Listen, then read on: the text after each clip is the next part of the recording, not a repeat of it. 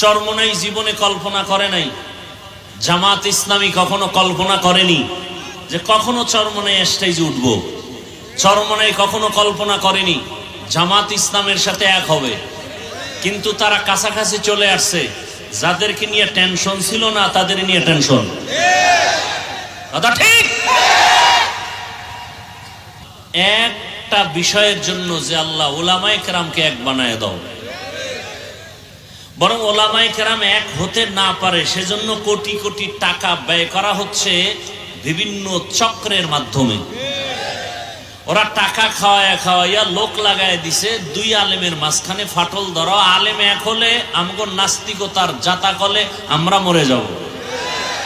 কারণ আজকে যদি আল্লাহর জাতের উপরে শপথ করে বলছি আমার দেশের আলেম সব এক হয়, বাংলাদেশের জমিনে দাঁড়িয়ে কোনো নাস্তিক, কোনো বেঈমান, কোনো মুনাফিক আলেমের দিকে তাকায় কথা বলার সাহস পাবে না।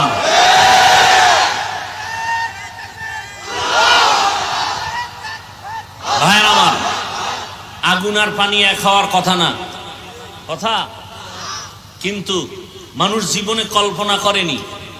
আল্লাহ হেদায়েত দান করুন। আরো আস্তে করে বলেন, আল্লাহ হেদায়েত দান করুন। পিঠ রেডি করেন পিঠা খাওয়ার জন্য। পিঠা খাওয়ার জন্য আমরা নিজেরা দায়ী। আমরা উলামায়ে কেরাম এক না হওয়া আমাদের পতনের পূর্বাভাস। আল্লাহ হেদায়েত দান করেন। এজন্য তো আওয়ামী লীগে দেখবেন ওলামা লীগ, বিএনপিতে কি বলে, তার মানেটা কি? সব আলেম এক হবে, এরা আলাদা থাকবে। কথা বুঝেন নাই? বড় কঠিন হালাত। এজন্য বেশি বেশি দোয়া করেন, আল্লাহ উলামায়ে কেরামদের এখন এক বানায় দেন। আর আপনাদের কিছু দোষ আছে, একেবারে কম না, অনেক বেশি। যারা ফেসবুকে আলেমের বিরুদ্ধে লেখালেখি করেন, আমার ভক্তরা আমাকে আরশে আজিমে উঠায়, অন্যদের জাহান্নামের তলদেশে নিয়ে যায়। এই যে লেখালেখির মাধ্যমে আলেমদের মাঝখানে আপনারা বিভেদ সৃষ্টি করতেছেন, তিলকে তাল বানাইতেছেন।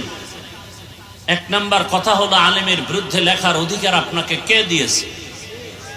এজন্য আমি সারা দেশে বলি, যারা আলেমের বিরুদ্ধে ফেসবুকে লেখে বলে এরা মা বাবার অভিশপ্ত সন্তান। মা বাবার সুসন্তান কখনো আলেমের বিরুদ্ধে কিছু লিখতে পারে না, বলতে পারে না। আলেমকে ইজ্জত নষ্ট করার জন্য, ছোট করার জন্য যারা মানুষের সামনে লেখালেখি করে, বলা বলি করে, এরা প্রত্যেকটা সন্তান পিতামাতার অভিশাপ পাওয়া সন্তান। এদের উপরে মা বাবার অভিশাপ। দোয়া করি আল্লাহ হেদায়েত দান করেন। আর আলেমের বিরোধিতা করা, আলেমকে ছোট করা, এটা ইন্টারন্যাশনাল এক ষড়যন্ত্র। কেন? কিয়ামত পর্যন্ত আর কোনোদিনে জমিনে রসুল এসে দাওয়াত দিবেন না। আপনাদের ধারণা কি রবিউল আউয়ালে রসুল আসবেন? কোন সাহাবায়ে কেরাম আসবেন? কোন আইম্মায়ে কেরাম আসবেন? ইমামে আজম আবু হানিফা, ইমাম বুখারী আসবেন?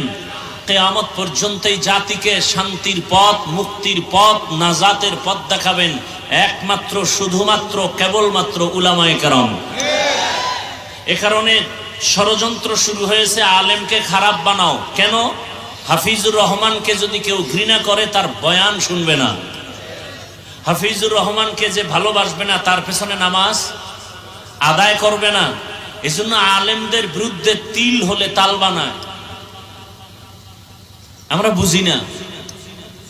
এ জমিনে আজও পর্যন্ত কেউ দাঁড়ায় বলে নাই যে ওয়াজ মাহফিলের ঘরে আগুন লাগাও, আলেমকে জবাই করো, মাদ্রাসায় তালা লাগাও। ডাইরেক্ট বলার সাহস পায়নি। এ জমিনে এখন মক্তব নাই বললে চলে, সকালবেলার মক্তব। কোনদিন কোন ইহুদি বলে নাই মক্তব বন্ধ করো, খ্রিস্টান বলে নাই মক্তব বন্ধ করো। বরং এমন চক্রান্ত করেছে, অটোমেটিক মক্তব বন্ধ হয়ে গেছে। আসমানে তাকান কেন? বৃষ্টি।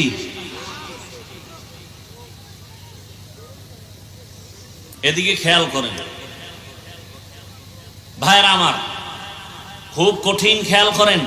তাহলে মক্তব বন্ধ হয়েছে এমন কৌশল। কি কৌশল?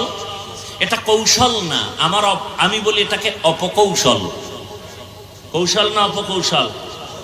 অপকৌশল। কি সে অপকৌশল? সকালবেলা বাচ্চারা মক্তবে যাবে, বহু চিন্তা ভাবনা করে সেই টাইমে স্কুলের টাইম দেওয়া হয়েছে। কি হলো ফলাফল? মুয়াজ্জিন সাহেব যখন আজান দিতে উঠবেন, আম্মাজান উঠবেন সন্তানকে কেজিতে পাঠাবার জন্য। সুবিধা কি? আসা যাওয়ার গাড়ি ফ্রি, বই ফ্রি, নাস্তা ফ্রি। কথা ঠিক?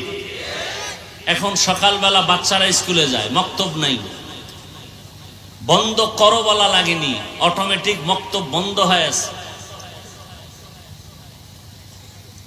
আমরা অনেকে বুঝি না। আল্লাহ আমাদের সহি বুঝ দান করেন। ইনশাআল্লাহ তো বেশি বেশি কি পড়ব? দরুদ শরীফ কতবার প্রতিদিন? 300 বার। কেমনে পড়বেন 300 বার? হাত পায়ে এরকম আটকাইয়া পড়লে কি মনে রাখা যাবে? সুবিধার জন্য একটি পরামর্শ, প্রত্যেকে একটা তসবিহ কিনবেন। কি কিনবেন? কয় টাকা দাম? 20-25 টাকা, আরো বেশি দাম আছে, কম দাম আছে। একটা তসবিহ হাতে নিবেন। তসবিহ হাতে নিয়ে আমল করা, এটা সুন্নতে সাহাবা। এটা কি সুন্নতে? বলেন, এটা সুন্নতে সাহাবা। সাহাবায়ে কেরামদের সুন্নত তসবিহ পড়ে আমল করা। শুধু নিজে কিনবেন না। আমার যুবকদের কাছে দাবি, তোমার আম্মাজানকে একটা তসবিহ কিনে দিবা, তোমার ঘরের বোনকে একটি তসবিহ কিনে দিবা। তারা যত আমল করবে এর সওয়াব তোমার আমল নামায় চলে আসবে।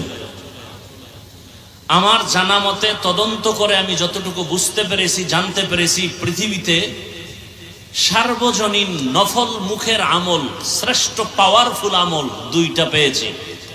এর থেকে পাওয়ারফুল কোনো আমল নাই। মৌখিক নফল সার্বজনীন 1 নম্বরের আমল ইস্তেগফার, দ্বিতীয় আমল হলো দরুদের আমল। কেউ যদি 300 বার দরুদ পড়ে আর প্রতিদিন 300 বার ইস্তেগফারের আমল করে, ইস্তেগফারের পাওয়ার কত!